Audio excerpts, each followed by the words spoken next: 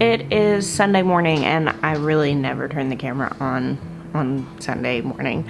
But I was putting a recipe in my crock pot, and I kind of wanted to share this with you guys because we are doing something this year that's kind of new for us, and really drawing some lines on some areas where we used to be more lax as far as food, and I wanted to talk about it. So I shared in November about how we were really setting some standards in our household, and I shared about ButcherBox at that point because that was kind of the first of the steps that we took, and we became affiliates for them, and I shared, many of you actually signed up through that, and I've heard really positive feedback from you. And we basically stated at that point that we are going to be not purchasing any meat that came from meat lots anymore. Now, our ultimate goal is this year, and we have already started to put measures into place to do this, to grow all of our meat. But if that's not a possibility, and for many of you that's not a possibility, I think being mindful in where your meat comes from is a really important step to sustainability. For me, it started with watching, reading a book by Joel Salatin called The Marvelous Pigness of Pigs.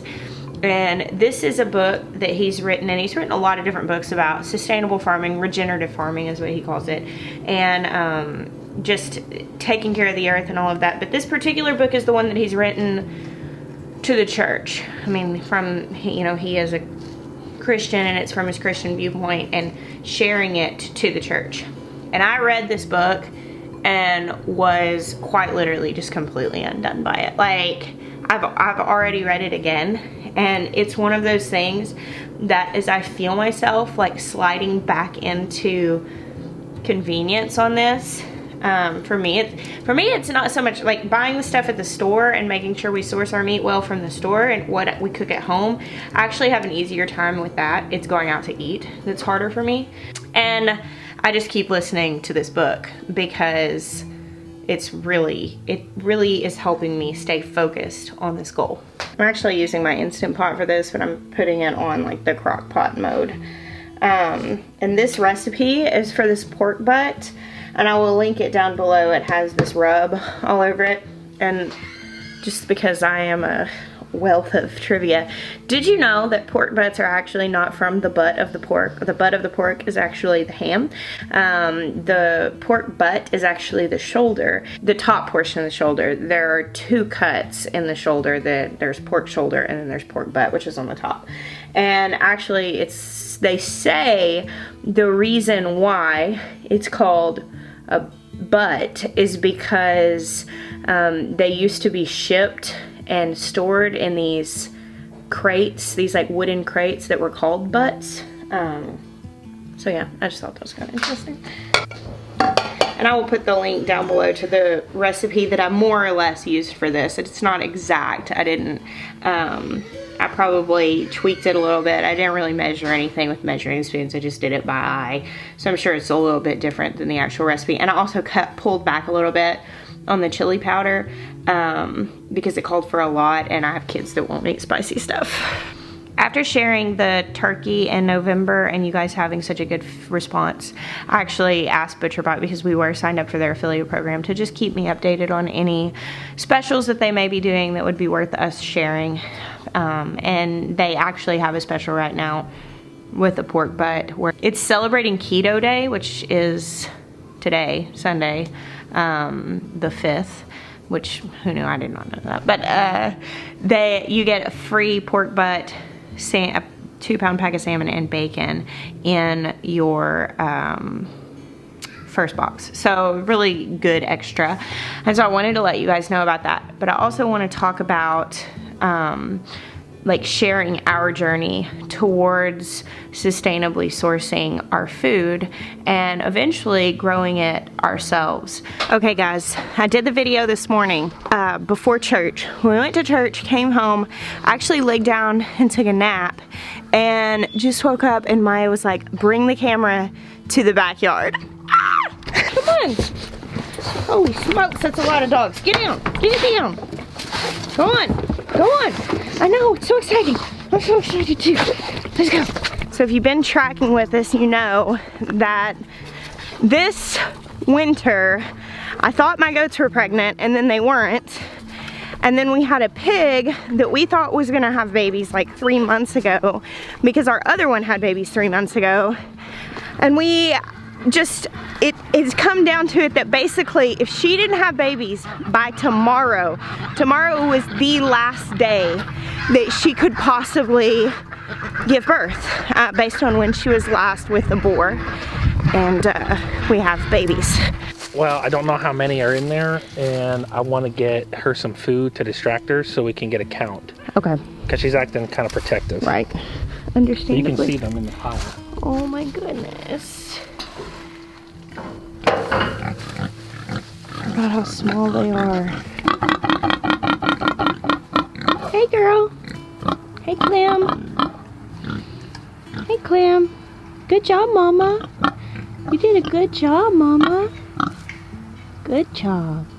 I am not standing in there. Y'all, look what I did. My mixed match socks with my low boots. I was so excited. When Fanny had her piglets in October, she was like way more chill. Like, she didn't mind me coming up and picking them up. But Clem is acting a little stressed out about it, and I don't want to push her at all. I don't want to make her feel stressed. So Jeremiah's gonna get some food. And if I can, I'm gonna hop in here and see if we can get a count. Just to have an idea what we've got in here. Guys, I'm so eager to get in there. Maybe try to put it up against this fence where she will really have her back to me.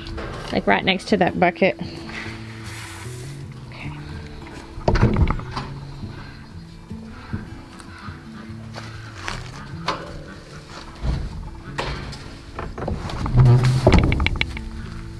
Alright, we have 6 babies. They scattered a little bit. We have two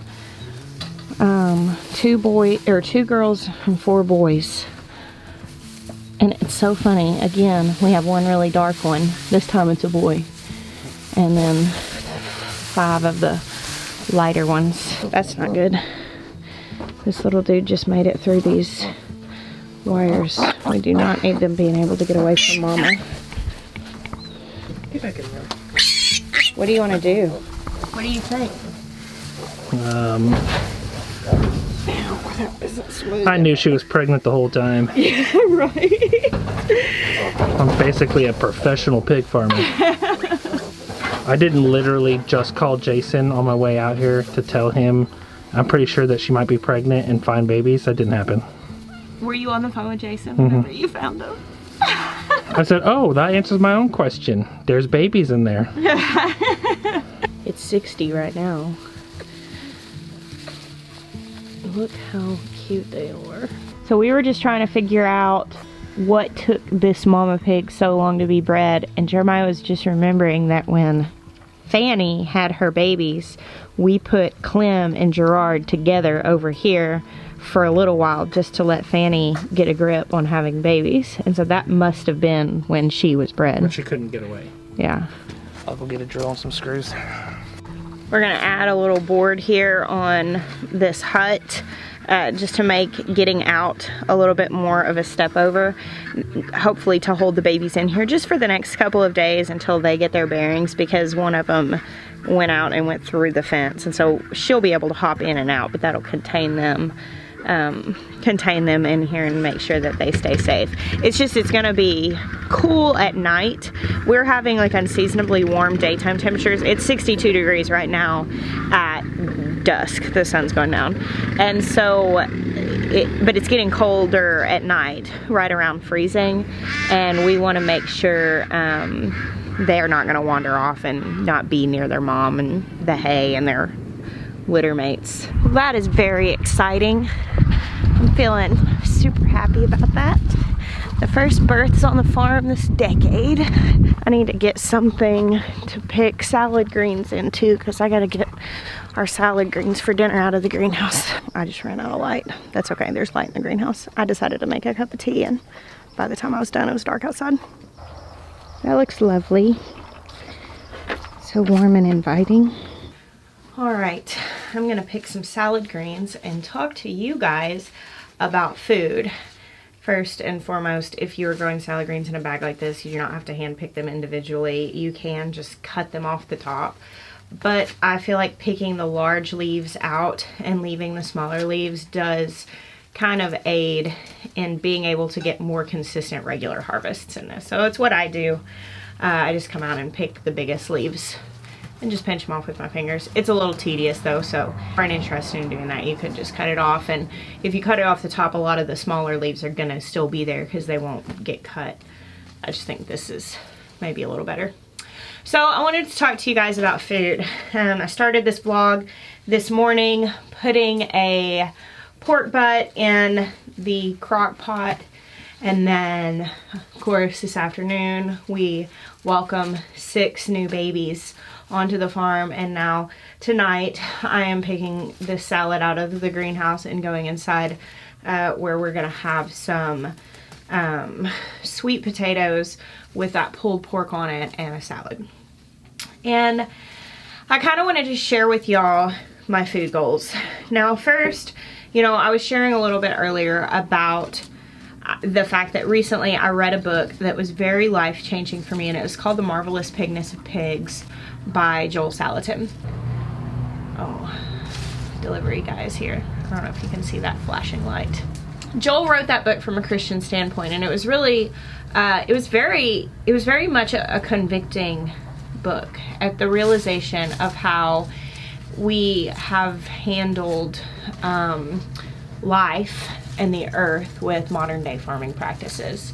And of course, Joel is a champion for regenerative farming, and it's just really something that is on my heart as well. So this fall, Jeremiah and I decided to essentially draw a line in the sand and say we are not purchasing unethically and inhumane animal products anymore. Like, we're not going to buy regular milk that's just the cheap milk. We're not going to buy meat that's just the cheap meat. And honestly, the very first thing that affected in us was consumption. Because when you're actually having to pay significantly more for something, you honor it more. You treat it as if it is more valuable because you had to spend more for it. You're less likely to waste it. You're more thoughtful in how you use it. And in doing that, I realized, like, whoa, this is something that has been really off in me. And I think I've probably been more aware than a lot of people are. But even still, I still had some very wasteful mindsets. And I just didn't have the thought in what we were consuming that I am now gaining. Our goal by the end of this year is that we will be producing our meat here at our farm.